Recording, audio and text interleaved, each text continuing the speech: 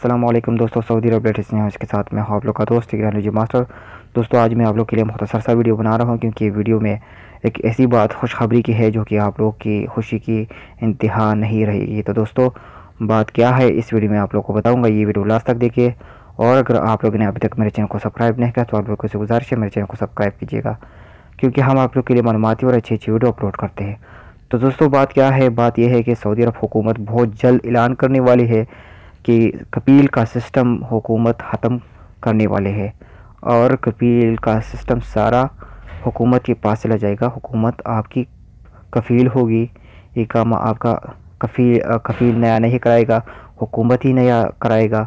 आप लोग को पेमेंट हुकूमत को करना पड़ेगी और छुट्टी भी हुकूमत देगी। तो दोस्तों ये सब हुकूमत के पास जाने वाली है और कफील सिस्टम ख़त्म होने वाली है। तो दोस्तों ये मुख्तसर सा जो न्यूज़ है मैं आप लोग को देना चाह रहा था।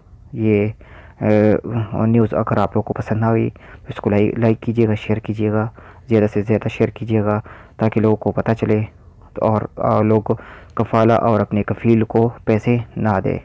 तो दोस्तों इस वीडियो को लाइक कीजिए, शेयर कीजिएगा और मेरे चैनल को ज़रूर सब्सक्राइब कीजिएगा। शुक्रिया, अल्लाह हाफ़िज़।